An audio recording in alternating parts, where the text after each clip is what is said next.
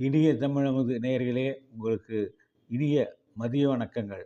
இன்றைய கதை சுவாமியே சரணம் ஐயப்பா என்பதாகும்.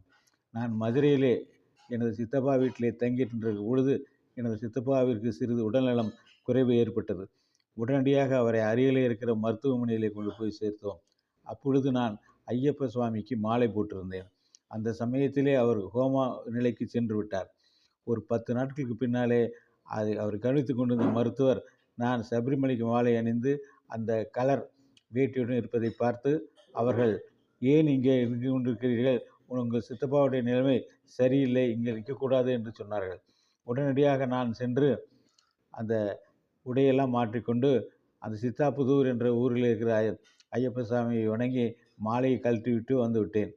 வந்ததும் நேராக ஆஸ்பத்திரி சென்று சித்தப்பாவை பார்க்க போனேன். அங்கே அவர் அதே ஓமா நிலையிலே இருந்தார். சித்தி அவர்கள் என்னை பார்த்ததும் நான் மாலையை கழட்டியதும் அந்த வேட்டியை கழட்டி வைத்து விட்டு வந்ததும் பார்த்து உடனடியாக மிகவும் கோபமடைந்தார். என்னை கூப்பிட்டு, ஐயப்பன் தான் அவரை காப்பாற்றி கொண்டிருக்கிறான், நீ ஏன் அதை போய் கழட்டி வைத்து விட்டு வந்து விட்டாய்? உடனடியாக சென்று மறுபடியும் குருசாமியிடம் நீ அவரிடம் சென்று வணங்கி மாலை போட்டுக்கொண்டு நீ அந்த வேட்டியை கட்டி கொண்டு வா என்று என்னிடம் அனுப்பினார்கள். நானும் அதே மாதிரி சென்று அங்கிருந்து வந்தோம். இதே மாதிரி ஏறத்தாழ ஒரு மாதத்திற்கு மேல் அவருடைய நிலையில் எந்த மாற்றமும் இல்லை.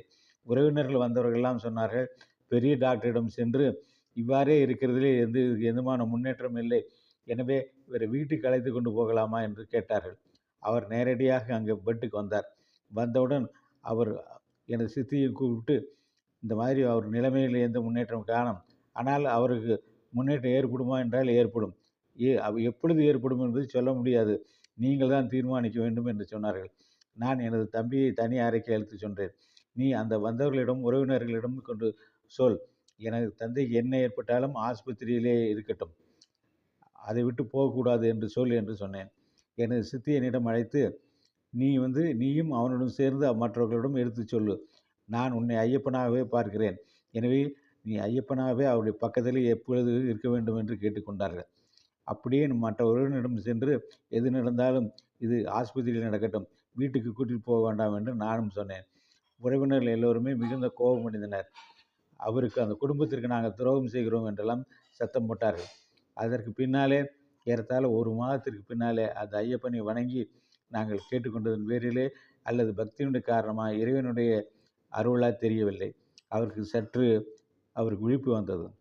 மெல்ல மெல்ல மருத்துவர்கள் அவருக்கு ஒரு நல்ல நிலைமையில் கொண்டு வந்தார்கள். கையில் விரலை காட்டுவார், 1 என்று கேட்டாலே அவர் 1 என்று ஒரு 5 நிமிடத்துக்கு பின்னால் தான் சொல்வார்கள். பையனை அழைத்து இவன் யார் என்று கேட்டால் கொஞ்சம் மயக்கமடைந்து விடுவார்கள். அப்பொழுதும் திரும்பவும் அவருக்கு நினைவு வந்ததும் அதுதான் உங்கள் பையன் என்று டாக்டர் சொல்வார். இவ்வாறு ஒவ்வொரு விதமாக அவருடைய நினைவுகளை திரும்ப கொண்டு வந்து ஒரு 15 நாட்களே அவர் சரியான நிலைக்கு வந்து விட்டார்கள். பின்னர் தான் அவர் ஆஸ்பத்திரியிலிருந்து நாம் வீட்டிற்கு அழைத்து வந்தோம். அழைத்து வந்ததுக்கு பின்னால் எங்கள் சித்தி வந்தவர்களிடம் எல்லோரிடம் என்ன சொன்னார்கள், இது ஐயப்பனுடைய அருள், பையன் நானும் பையன் முறைதானே, அதனால் என்னுடைய பையன் மாலை அணிவித்து அவருக்கு அருகிலே நின்றிருந்தனால் தான் அவர் நன்றாக இன்றைக்கு உயிரோடு இருக்கிறார், இது காரணம் ஐயப்பன் தான் என்று அவர்கள் திரும்ப திரும்ப சொல்லுவார்கள். எனவே இந்த நேரத்தில் அந்த ஐயப்பனை வணங்கி சுவாமியே சரணம் ஐயப்பா என்று எல்லோரும் கேட்டுக்கொண்டால் அத்தனையும் அந்த ஆபத்திலிருந்து காப்பாற்றுவார் என்று சொல்லி இந்த அளவிலே இந்த கதையை நிறைவு செய்கிறேன். நன்றி, வணக்கம்.